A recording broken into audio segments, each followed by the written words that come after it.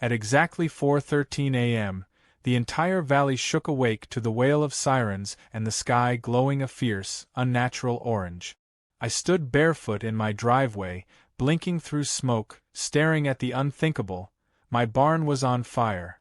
But it wasn't the fire that had every cop, firefighter, and a dozen black SUVs tearing up the gravel. It was what was inside the barn. Because what Karen didn't know when she decided to sneak over with her gas cans was that she hadn't just set fire to my property. She had just set fire to a federally protected National Police K-9 training ground, a secret facility camouflaged behind a beat-up old barn facade. And now, the same dogs trained to hunt explosives, track fugitives, and serve with SWAT teams across the country were tearing through the smoke, handlers shouting, spotlights sweeping across the fields, and Karen, in a nightgown and flip-flops, bolting for the woods. For a few seconds the chaos didn't feel real. The barking, the alarms, the screech of tires. I could only stand there, half in horror and half in stunned amazement, thinking, she's really done it. Karen has actually declared war on the United States government because she didn't like the way my barn looked from her kitchen window. It hadn't always been this way. 2 years ago, when I first bought the old farmstead on the edge of our neighborhood, the place was a wreck. The barn sagged like an old man, the fields were overgrown, and every other neighbor gave me polite smiles that masked thinly veiled judgment. Except Karen. She didn't even bother with polite. From day one, she treated me like a blight that needed to be scrubbed off the community. She would stroll by, arms crossed, making a show of writing down notes on a clipboard. She would call the county to complain about unauthorized farm animals the minute she saw a dog off-leash. She even once left a professionally printed sign on my mailbox that said, "This is not a junkyard." I tried to stay patient. I rebuilt the barn carefully, using weathered wood to keep its old-world charm. I never held noisy parties. I kept the fields neat. But nothing I did mattered because Karen didn't hate what I did. She hated that she couldn't control it. Then about a year ago, an opportunity landed in my lap that even Karen couldn't have imagined. A friend of mine who worked in federal law enforcement reached out. They needed a quiet, out-of-the-way place to house a new K-9 training initiative, a program so secretive that even the local police wouldn't know it existed. The requirements were tough. Secluded, private property, minimal traffic, owners willing to keep their mouths shut. I laughed when he asked. It sounded insane. But the more I thought about it, the more it made perfect sense. And so, after rounds of vetting, inspections, and signed NDAs thicker than the Bible, my humble barn became a fortress in disguise. From the outside, it looked like hay bales and tractors. Inside, it was a fortress. Reinforced walls, climate-controlled kennels, high-tech training courses, and enough surveillance equipment to monitor a small city. We disguised the comings and goings. We used unmarked trucks. The dogs were rotated on off-peak hours. It was flawless. Until Karen decided the barn was an eyesore. Over the last few months, she ramped up her insanity. She accused me of illegal business operations. She called city code enforcement so many times they started ignoring her. She even once tried to follow one of the unmarked trucks, but gave up when it turned into the sheriff's station. At one HOA meeting, she loudly suggested that the barn should be removed for neighborhood beautification. People laughed her off. That should have been the end of it. But Karen didn't let things go. Instead, she festered and plotted. 2 nights before the fire, I caught her trespassing. She was snooping around the barn's perimeter with a flashlight. When I confronted her, she shrieked that she was inspecting for rats and stormed off before I could call the police. I filed a report anyway. The feds weren't thrilled, but they didn't see her as a serious threat. Typical Karen, one of the handlers joked. None of us expected she'd go nuclear. When the fire started, I didn't even realize it at first.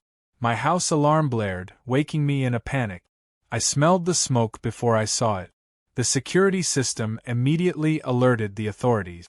By the time I sprinted outside, the emergency lockdowns had kicked in, Massive metal doors sealing off the inner training zones, auto-triggered sprinklers blasting, K9 units barking ferociously. And there, illuminated by the growing blaze, was Karen, dragging a half-empty gas can across the field, slipping and falling on the wet grass, trying to get away. For a moment I thought she might vanish into the woods. But then a K9 team, black-clad and moving like shadows, fanned out and surrounded her. One of the dogs, Vader, a beast of a Belgian Malinois, tackled her with the grace and precision of a missile. Karen screamed so loud you could probably hear it 2 towns over. Within seconds, federal agents were handcuffing her, reading her rights while she wailed about property values and community standards. As the fire crews battled the barn fire, the sheer absurdity of it all hit me. Karen had tried to clean up her neighborhood by committing felony arson against a classified federal facility, and now she was crying about her HOA fees. Standing there in the smoke and flashing lights, I felt a strange combination of fury and vindication. This wasn't just a petty squabble anymore. Karen had crossed a line so bright and burning it lit up the whole sky. And the best part was, she had no idea what was coming next. Because while the barn fire would be contained, the investigation it triggered was about to unleash a storm that would blow Karen's whole smug little world apart.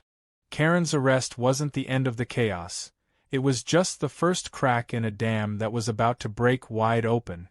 The morning after the fire, the entire neighborhood was buzzing with rumors. Some said terrorists had attacked. Others whispered that the barn was a secret meth lab. One particularly dramatic neighbor swore she saw government snipers crawling through her rose bushes. Karen, still convinced she was the victim, had managed to make bail within a few hours and immediately began telling anyone who would listen that the real criminal was me. According to her, I had orchestrated the whole fire to get attention, collect insurance money, and, in her words, destroy the visual harmony of our community. It would have been hilarious if it weren't so dangerous. Karen wasn't just flapping her gums to the neighbors. She was posting online, tagging local news stations, and even contacting city officials demanding that I be arrested. She described me as a rogue landowner operating illegal activities under the guise of farming, and called for a full community-led investigation into my property. Unfortunately for her, the people she kept pestering weren't ordinary bureaucrats. They were connected to the very federal agencies that had trained those dogs. The fire investigators arrived early, long before the morning dew had evaporated. I watched from my porch, sipping burnt coffee, as black SUVs, local fire trucks, and ominous black vans without logos filled my gravel driveway. Karen, dressed in a new floral sundress and dragging a clipboard, marched right up to the lead investigator like she was auditioning for a reality TV show. She introduced herself as the acting president of the HOA and insisted she would be overseeing the investigation personally to ensure fairness. I nearly choked on my coffee when I saw it. The lead investigator, a tall man with a permanent scowl and a visible earpiece, listened patiently for about 30 seconds before gently but firmly turning her away. Karen, not one to take a hint, stomped back into the crowd, loudly warning everyone about property values and hidden dangers. I thought that was the end of it. I was wrong. Karen, in her infinite arrogance, spotted another agent who looked younger and less imposing, a woman checking a handheld scanner near the barn ruins. Karen swooped down on her like a hawk, wagging her finger and launching into a tirade about unauthorized government overreach. She demanded the agent provide identification and submit to a community review board. The agent smiled politely, nodded, and handed Karen a card. I didn't know what was on that card, but the second Karen read it, her face drained of all color. She mumbled something about needing to make a call, and scurried off without another word. Later, I learned that the woman was not just an investigator. She was a senior agent from Homeland Security, overseeing federal infrastructure protection. Karen had just tried to boss around a woman who had the authority to shut down an entire airport with a single phone call. If Karen had kept her mouth shut, she might have salvaged some dignity. But no, she spent the next hour pacing up and down the street with her clipboard, whispering conspiracies to anyone who made eye contact. Meanwhile, the Real investigation was moving fast. Fire marshals examined the origin point, which had been mercifully confined to one corner of the barn thanks to the sprinkler systems. They found Karen's handiwork easily. 2 melted plastic gasoline containers, both with Neighborhood Garage Sale 2022 stickers still partially attached. One container even had a faint Sharpie mark with Karen's initials. It was so absurd it would have been laughable if the situation weren't deadly serious. The agents catalogued everything meticulously. Every scrap of evidence was bagged, tagged, and whisked away into vans. When they approached me for a statement, I told them everything, from Karen's trespassing 2 nights earlier to her long history of harassment. They nodded, already seeming to know more than I was telling them. That's when it clicked for me. They hadn't just responded to an arson.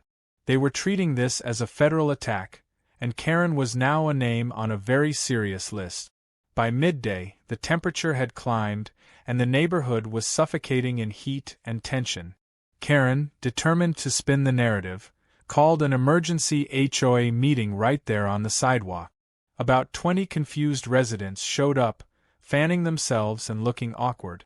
Karen stood on a folding chair, megaphone in hand, and announced that the community was under siege by rogue elements, and that she would be taking steps to reclaim our neighborhood. She barely got through 2 sentences before 2 agents quietly approached her. One flashed a badge. The other calmly asked her to step down. Karen shrieked about freedom of speech and private citizen rights before being escorted, none too gently, to a nearby black SUV. It wasn't an arrest yet, just a detainment for questioning. But it looked very bad, especially when the agents closed the doors and sped away. Word spread like wildfire. By late afternoon, local news vans began arriving. Reporters elbowed each other for spots along my driveway, shouting questions at anyone who looked remotely involved. I stayed inside, watching it all from my kitchen window, marveling at the insane turn my life had taken. Karen's husband, a mousy man who had rarely been seen in public, finally emerged, trying to corral reporters away from their lawn. His frantic denials only made things worse. Cameras caught him shouting, "We didn't know.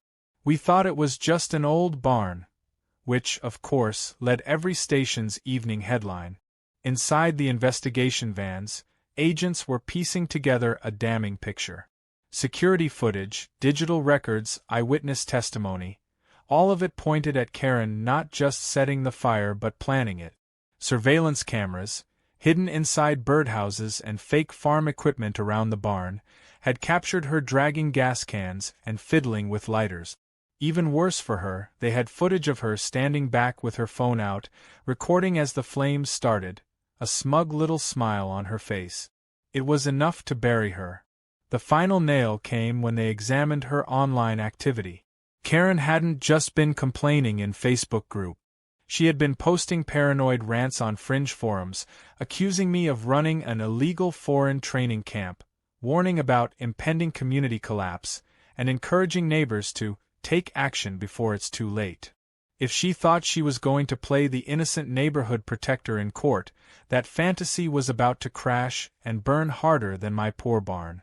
As the sun set and the news cameras packed up for the night, I sat on my porch, exhausted but strangely satisfied.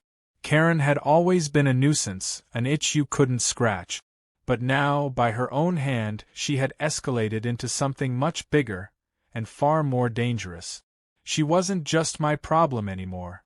She was about to find out what happens when you poke a sleeping giant and then dump gasoline on its head. It would have been enough if the story ended with Karen being hauled off in handcuffs, but real life has a way of being more spectacular than any script. The next few days revealed layers of chaos even I hadn't suspected. It started with a simple question posed by one of the federal agents. How had Karen known exactly where to attack? The barn was designed to look abandoned from the outside. The real operations were hidden behind false walls and underground chambers. For her to pick the exact structural weak point to ignite wasn't dumb luck. It suggested planning. It suggested obsession. It suggested someone had been watching far longer than anyone realized. As the agents expanded their investigation, they began pulling security footage from the entire neighborhood. That's when they found it. Hidden cameras positioned inside Karen's decorative birdhouses. Cameras installed on public light poles disguised as Christmas decorations. Even a drone hidden inside a kid's remote-controlled airplane parked outside my fence. Karen hadn't just been nosy. She had been conducting full-scale surveillance on my property for months. The funny part was, Karen was terrible at espionage. She hadn't encrypted anything. Her Wi-Fi password was literally Karen1234. Once the agents got access, they uncovered terabytes of blurry, badly angled footage. Me mowing the lawn, K9 trainers parking trucks under cover of darkness, dogs being loaded into SUVs. She had logged everything in a massive spreadsheet labeled Evidence for Community Trial, complete with color-coded ratings like Suspicious, Probably Illegal, and Must Burn. The spreadsheet itself was a comedy show. Next to footage of me installing a new garden hose, she had written, Possible irrigation violation, potential government secret pipeline. A video of a German shepherd leaping over a hay bale was tagged Military Assault Training, confirm ASAP. The more the agents read, the harder they laughed. If Karen hadn't committed federal crimes, they might have let her off for sheer stupidity. But the volume of information she had gathered made it clear she hadn't just stumbled into a bad decision. She had been building her own insane little case against me for almost a year. Meanwhile, the HOA was imploding. Karen's cronies, who had spent months gossiping and backing her every move, suddenly found themselves very exposed. One by one, they were called in for questioning. Most of them crumbled instantly.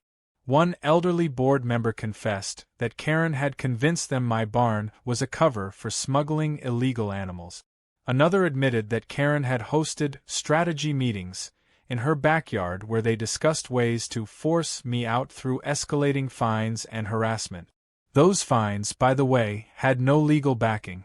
They were simply invented.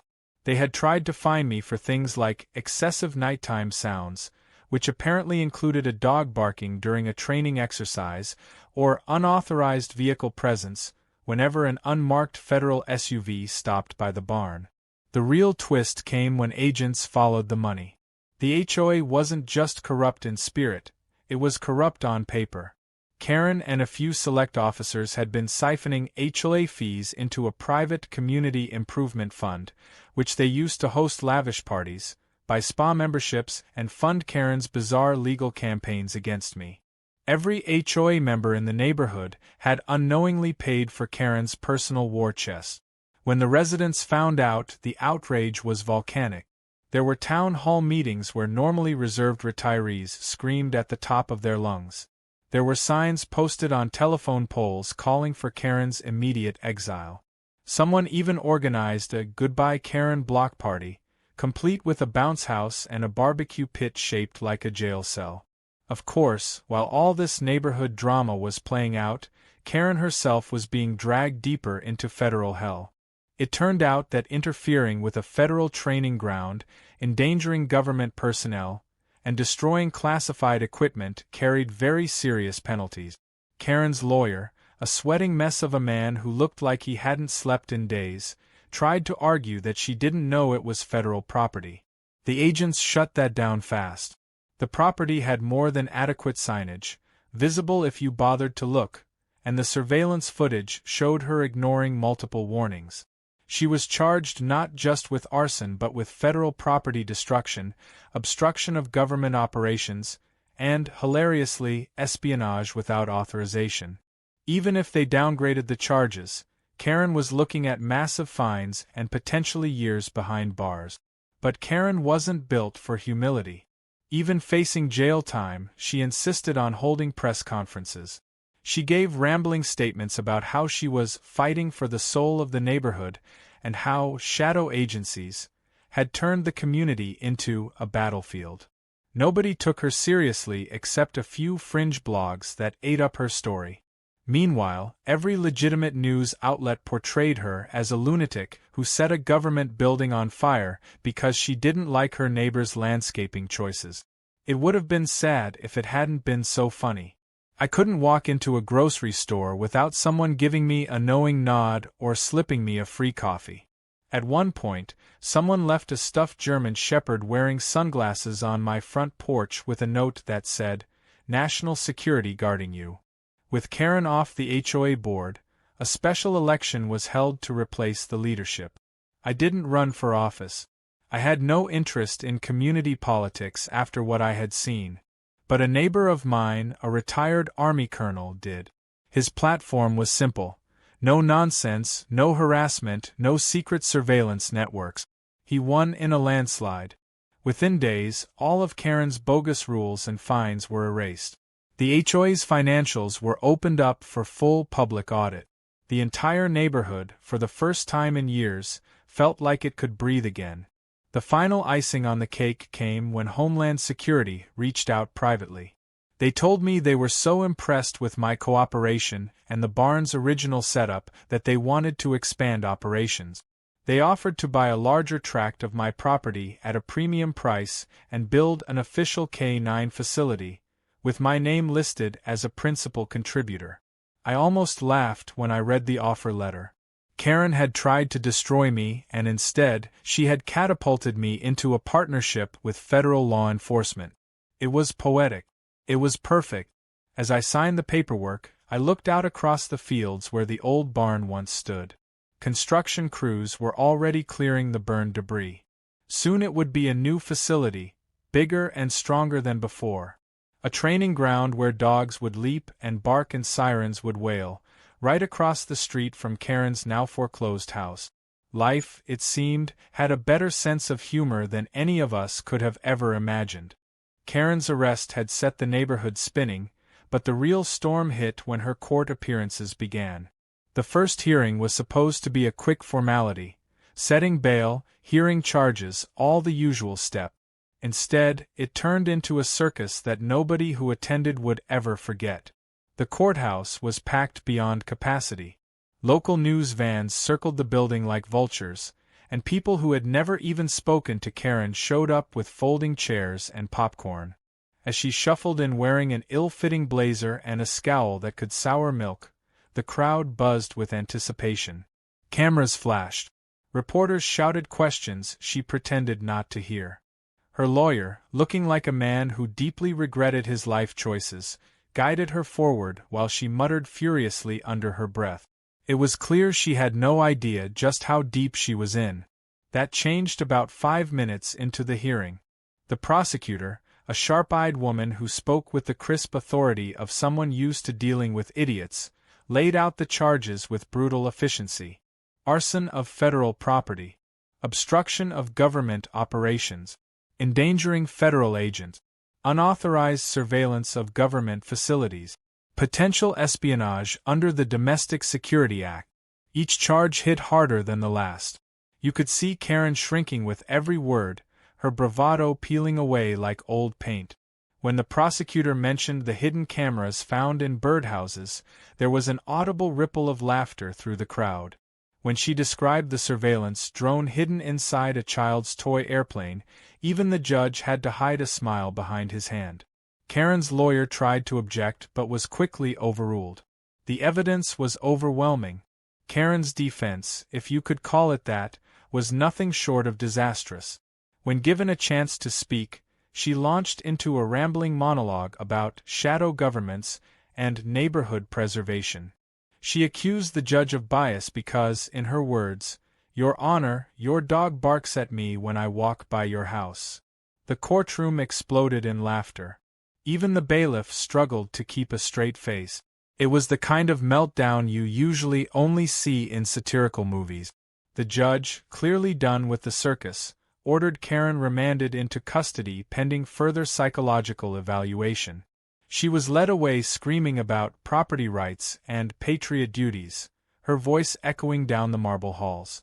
While Karen's world crumbled, mine was transforming in ways I could hardly believe. Construction began almost immediately on the new K9 facility. Trucks rolled in carrying steel beams, fencing, and training equipment. Teams of workers bustled around the property like a kicked anthill, building something bigger and better than anything we had before. The old barn had been a clever disguise, but the new center would be a fortress. Reinforced walls, specialized training yards, dormitories for handlers, even a helicopter landing pad. It wasn't just a training site anymore. It was a full-blown national center for K9 operations. And at the heart of it all, my land stood proudly, a symbol of resilience against stupidity and entitlement. Meanwhile, the media frenzy refused to die. Karen's story had become national news. Late-night comedians joked about her nightly. Memes flooded the internet. My favorite was a picture of Karen, wild-eyed and furious, with the caption, "When you try to evict the FBI with HOA bylaws." Even serious outlets picked up the story, framing it as a cautionary tale about the dangers of entitled power trips and unchecked suburban politics. People I hadn't spoken to in years reached out, laughing, congratulating, asking for interviews. I turned them all down. I didn't need the spotlight. I was content watching the world recognize the lunacy that had haunted me for years. But the real victory wasn't in the headlines or the new buildings. It was in the small, everyday changes that began rippling through the neighborhood. Without Karen's toxic influence, people started coming together again. Kids played in the streets without parents worrying about absurd fines. Neighbors organized community barbecues and movie night. Fences that had been erected out of pettiness were torn down. I even caught myself smiling at people I had once viewed with suspicion. It was like a collective exhale, a release from a tension we hadn't even fully realized we were carrying.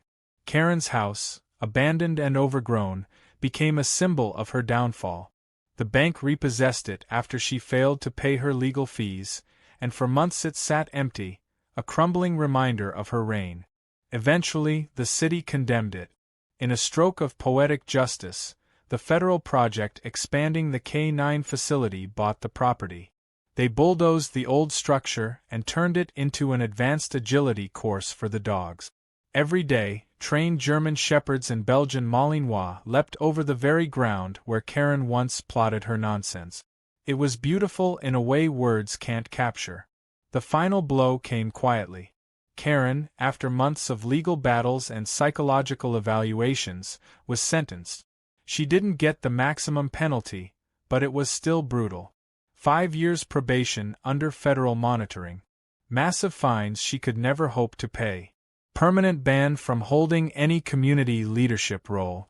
And a restraining order preventing her from coming within 500 feet of any government facility, including my property.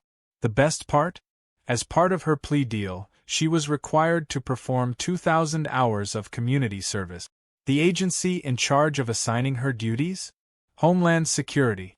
Word on the street was that her first assignment involved cleaning K9 training yard. Life had a way of writing the best punchlines. As I stood on the edge of the training field one evening, watching a new batch of K9 teams running drills under the setting sun, I couldn't help but reflect on how insane the past year had been. From a nosy neighbor war to federal investigations and national headlines, it had all started with something as small as a clipboard and a bad attitude. Karen thought she could control the world through bullying and tantrums. She thought her HOA title gave her the right to dictate reality. In the end, all she really did was set herself on fire and hand me the opportunity of a lifetime. The facility's director, a no-nonsense woman who had served 20 years in special forces, walked up and handed me a plaque. It was simple. Just my name, the date, and the words, "Citizen Partner in National Security." I laughed when I read it. I didn't feel like a hero. I felt like someone who had survived a hurricane made of pettiness and come out standing a little taller. As the dogs barked and the sun dipped below the horizon, I knew one thing for sure. Whatever came next, I was ready. Karen was a chapter the community had finally closed for good, and in her place, We had built something stronger than her wildest tantrums could ever destroy. Months passed, and the new normal settled over the neighborhood like a gentle breeze after a violent storm. The air was lighter, the streets felt friendlier, and the sense of quiet relief was nearly tangible. It was incredible how quickly things could improve when the source of so much toxicity was removed. The K-9 training facility grew into a hub of activity, but not the disruptive kind Karen had once screeched about. The dogs and their handlers became a beloved part of the community, often seen jogging down the trails or performing demonstrations for school kids who visited on field trip. Saturday mornings sometimes featured an open demonstration where families would gather with coffee and lawn chairs to watch the dogs in action. Where once there had been suspicion and fear, now there was pride, a feeling that somehow our little slice of the world was part of something much bigger and better. Karen, meanwhile, became a ghost story whispered at block parties and neighborhood get-togethers. People told newcomers about the woman who tried to take down the government with a clipboard and a gallon of gasoline. Some of the stories grew wild with retelling, turning her into a mythical figure who rode a flaming lawnmower into battle against federal agents. It was absurd and hilarious, and somehow still less embarrassing than the real events had been. Her name became shorthand for any overzealous busybody behavior. If someone got a little too fussy about fence heights or barking dogs, someone would inevitably mutter, "Careful, you don't want to go full Karen," and everyone would laugh. The property that used to be Karen's, now the K-9 facility's new agility field, became a favorite part of the grounds. They held competitions there, with handlers from across the state bringing their dogs to compete. It was poetic justice in every way, a daily reminder that Karen's bitterness had built something joyful instead of tearing anything down. From time to time, I'd stand at the edge of the field, arms crossed, watching the sleek dogs fly over obstacles and plunge into tunnels, and wonder if Karen ever drove by, sitting low in a borrowed car, watching the future she had tried so hard to ruin. Part of me hoped she did. It would be the perfect punishment, silent and ongoing, impossible to protest against. Of course, life moved on for me too. I used the government's generous payout to refurbish my home and expand my land. I added a guest house, a real one this time, not the fake kind Karen once accused me of illegally renting. Friends and family who had once raised eyebrows at my decision to buy that run-down dump at the edge of civilization now marveled at the transformation. Invitations to visit came with jokes about wearing Kevlar vests or asking if the dogs would frisk them at the gate. I didn't mind. It was nice to see the humor return to a place that had once been dripping with tension. The best part, though, was the relationships that had quietly formed among neighbors. Without Karen's sewing division, people who had barely nodded at each other for years now shared barbecues, helped fix fences, traded garden tips. We started hosting block parties again, with potluck dinners and games for the kids. Even the most skeptical residents admitted that life without HOA tyranny was sweeter. No one missed the endless violation notices or surprise inspections. We had discovered that most people, left alone, would maintain their homes just fine without an iron fist hovering over them. One evening, as the sun dipped low and turned the fields gold, I sat on my porch and watched a group of handlers work with their dogs. They moved in perfect sync, all business and sharp commands, and then the handlers broke into laughter when a particularly clumsy pup tumbled off a jump and popped right back up, tail wagging furiously. The sound drifted across the fields, pure and light, and I realized something I hadn't thought about before. Karen had tried to control everything out of fear of change, fear of things she couldn't dictate. But when she finally overreached and fell, she had inadvertently made room for a community built on trust instead of control. A place where mistakes were met with laughter, not punishment. Later that night, I found myself flipping through an old notebook I had kept during the worst of the HOA wars. Pages and pages of citations, complaints, legal threat. It was staggering to see it all laid out, a testament to just how exhausting life under constant scrutiny had been. I thought about burning the whole notebook in a bonfire to celebrate, but in the end, I tucked it away in a drawer. Not out of sentimentality, but as a reminder. A reminder that freedom isn't just about grand gestures or dramatic courtroom victories. Sometimes it's about surviving the slow, grinding pressure of petty tyranny until it collapses under its own ridiculous weight. Word eventually reached me that Karen had moved several towns over, renting a small apartment far from any HOA-managed community. It was said she worked part-time cleaning office buildings, still loudly blaming everyone but herself for her downfall. Some said she tried to start a neighborhood committee in her new complex but was promptly laughed out of the first meeting. Whether that was true or just neighborhood myth, I didn't really care. Her story was no longer part of mine. She was a chapter that had ended. I had better things to focus on now. As autumn rolled in, and the air grew crisp and the fields turned from green to amber, the K9 facility threw a public event to thank the community. There were food trucks, live music, and, of course, a demonstration by the dogs. I was asked to give a short speech. Standing on the makeshift stage, microphone in hand, looking out at the smiling faces of my neighbors, I felt a surge of something deep and powerful. Not pride in myself, but in all of us. We had survived something absurd and ugly, and we had come out stronger, closer, and infinitely better for it. I kept my speech short. I thanked the handlers, the dogs, the agents who had helped turn disaster into opportunity. I thanked the neighbors for sticking together. And as I closed, I said, we all know that sometimes life hands you a Karen. But if you're lucky and maybe just a little bit stubborn, you can turn that Karen into something extraordinary. The applause that followed wasn't thunderous or wild. It was warm, genuine, and filled with the kind of quiet triumph that no amount of petty tyranny could ever extinguish. As the dogs barked in the background and laughter filled the air, I knew for certain that whatever battles came next, we were ready. We had already beaten the worst kind of enemy, the kind that wears a fake smile and thinks they can rule the world with a clipboard. And we had done it together,